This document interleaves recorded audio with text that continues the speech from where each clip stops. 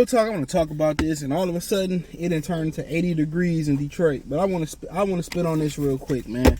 The streamer DDG, I didn't know for a long time he was from Pontiac, so I knew some good brothers when I was going to college. I met them from Pontiac, man. Pontiac, only time I really go out there, I know back in the day, a lot of people used to go out to Pontiac. A lot of people used to go out to Pontiac for the clubs. But by the time I kind of got older, the clubs wasn't the clubs like they used to be in Pontiac. But you know, Pontiac, you go out there, for the most part, it's really like Great Lakes Crossing. They right by Auburn Hills and some mall, and Top Golf is really the only time I'm really out there for real. But shout out to Pontiac, Yak Town. But yeah, I seen him, a clip of him talking about he got to work and he lived paycheck to paycheck, and if he stopped working, he can't afford this lifestyle. He got multiple houses, mansions. And I say this real quick, it was women in the comment section, that's what he get for what he did to the Bailey girl, Haley or Chloe, whichever one he was with, I don't know him apart. That's what he get for what he did to her. What about what the bitch get for what she did to her daddy? Yeah, her father and them tried to protect them from being a single baby mama. They left their father, got from under his leadership, got from under his management, and what she do? Went out there, the group broke up, went out there and became a fucking single baby, bitter baby mama, right? And then got tossed like a fucking Greek salad at the Coney Island in Pontiac by Burner Boy. Like, come on now. Yeah, they think when men break up with women, it's always the dude what the dude done. And I tell you from experience, most of the time it's all about what y'all women not doing. Y'all just want motherfuckers to suffer, and it'll be a one-way street. I'm gonna be good to you, but you gonna fuck me over. Eat a dick. But all right, that ain't the point. But yeah, I'm living paycheck to paycheck. Why do people feel like? And I learned that I see people in the plant making $40 an hour, $30-something an hour. I see people making good money.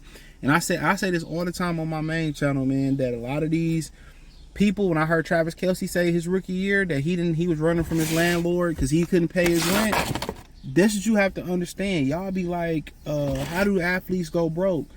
A lot of people live paycheck to paycheck. And one thing, that you end up learning, even though I feel like I know I can live in a better place, in a better neighborhood, a better area. Neighborhood pretty good, but I can live in a better. Okay, why do I need to? What justifies me to live here when I can be happy here? So guess what? I got all this cushion here. When I do my expenses, sometimes every few years I have to go through and see what I can cut so I can keep my cost of living down. Sometimes you start to slip. Some of the necessities that you spending money on, you don't even use. I'm paying Netflix, or I'm paying this high-ass phone bill, or I can cut this off, I can cut this down, I can find another bill, or they overcharging me. So you should actually audit your expenses.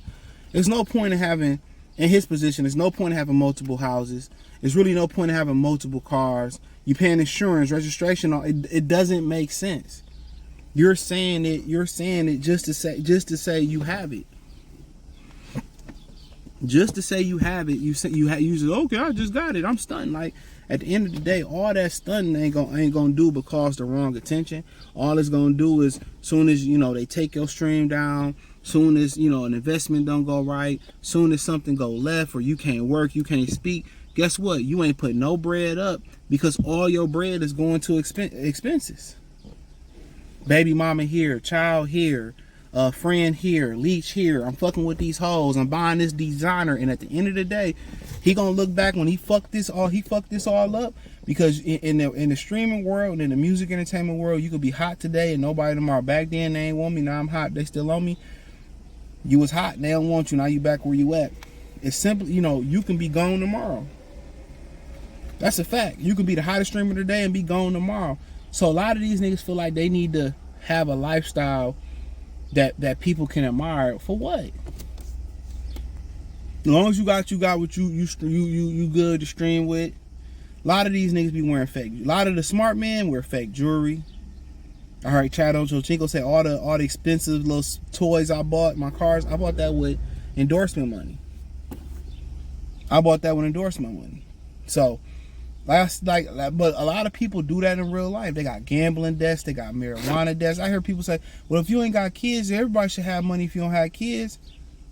Not necessarily. People got vices, gambling debt, drug debts, food. People love to buy food. Niggas don't want to cook. You know, a lot of motherfuckers, instead of getting their lazy up and cleaning their house up, they'll pay people to clean. They'll pay people to wash their clothes. You know, they wasted a whole bunch of money. They could do it themselves. If I was him, I cut all that back and start investing in it and start stacking it. If I cut all that back, because it's not gonna mean nothing. It's not gonna mean nothing at all, bro. I'm telling you, bro. Just think about it, man. Like, y'all be having all these, you know, crazy expenses. You got a Starbucks habit, or you got a, kind of me too now, I discovered it, but you got a Starbucks habit, you got a marijuana habit, I gotta go out every weekend habit. All this shit add up. If you cut all that down, most people be good. And then y'all wanna drive. Cars is the number one thing that fuck niggas over.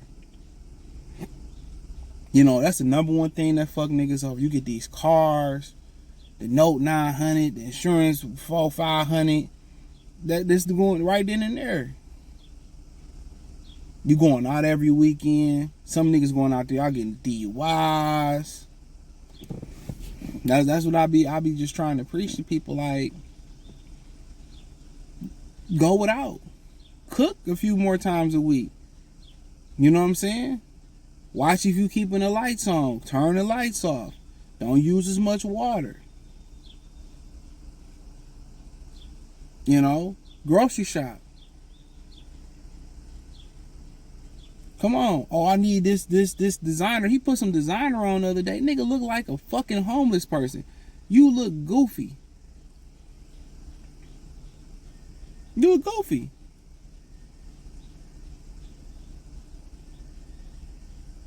You can still do the stuff you do, and all the stuff that he wear, he probably write off on taxes.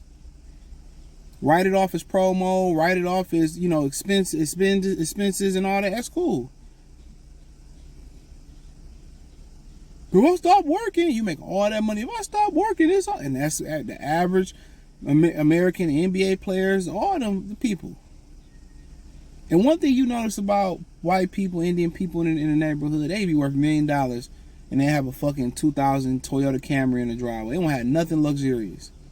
And when they feel like they need to get something luxurious, their kids going off to college, they paid their kids through college, they don't have no debt for real, and it's just, okay, I'm retired, I'll get something nice for myself. Then that's a fact. But like I continue to tell y'all, man, everybody live in that mindset.